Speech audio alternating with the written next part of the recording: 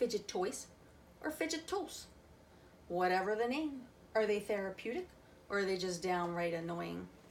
Hi, I'm Kimmy Henderson, and I am a paraprofessional for Baltimore County.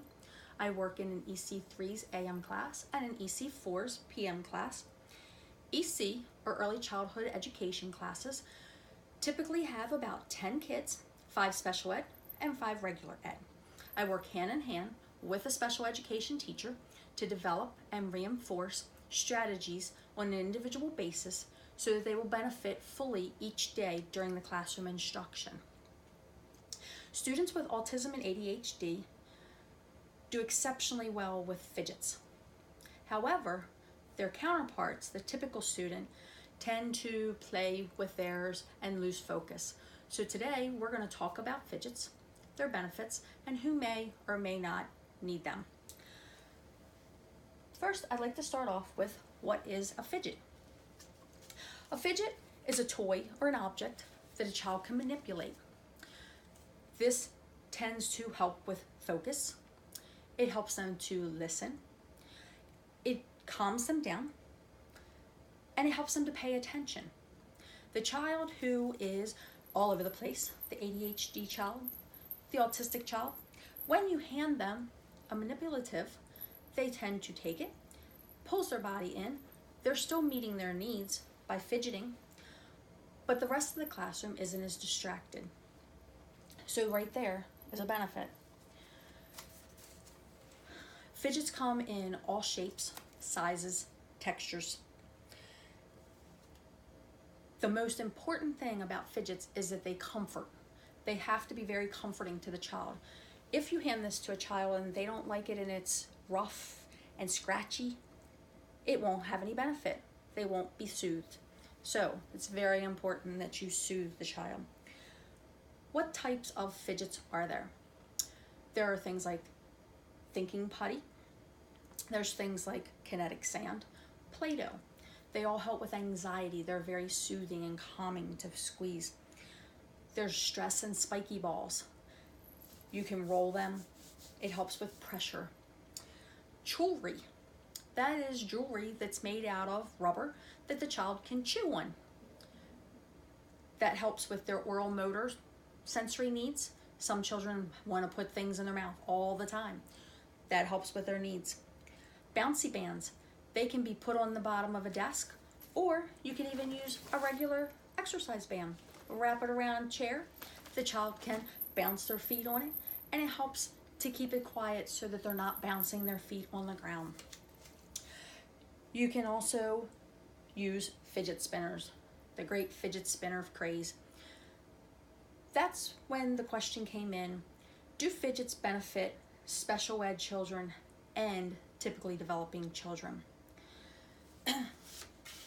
So let's take a look at the autistic and ADHD child. They share many of the same symptoms. They have hyperactivity. They are impulsive. They have short attention spans. So when we examine their attention, Julia Schweitzer, director of the Attention, Impulsivity, and Regulation Laboratory at the University of California, Davis, has found that children with ADHD score higher on the attention test while squirming in their seats and moving than compared with when they sat still. A study published in April 2015 in the Journal of the Abnormal Child Psychology found that more kids with ADHD fidgeted, the better their working memory. Such movement probably stimulates the underactive regions of the brain, like the dorsolateral prefrontal cortex, which plays a role in attention planning and impulse control. Dr. Sarver, an assistant professor at the University of Mississippi Medical Center, said, "We think a lot of this movement has to do with the child's arousal levels of the brain.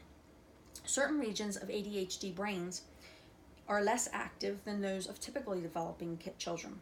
Physical movement is believed to increase the activity, helping to boost cognitive performance.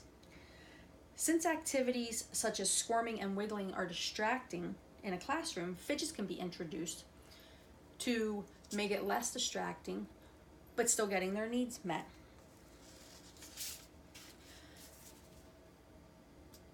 We see how ADHD kids fare. Let's see how the typical child fares. In Dr. Sarver's research, increased physical movement, he went on to report, allowing typical children to fidget may push their arousal levels outside of the optimal range. The study mentioned previously from the Abnormal Child Psychology book agreed, saying control group of typically developing children fared worse the more they moved. There were 29 children diagnosed with ADHD and 23 controls. Typical peers often play more with their toys, with their spinners. They do it out of boredom, not out of need. They concentrate on the fidget and lose sight of the outside world. ADHD and autistic children use that, and it perks their interest in the rest of the world. With this information, you should now know if fidgets are worth trying out on kids in your classroom. Each child is an individual and should be treated as one. A fidget can be anything that helps to soothe the child, have him listen better, focus more. And remember, a fidget isn't a one-shot thing. You might have to keep trying and trying and trying. So don't give up. Thank you.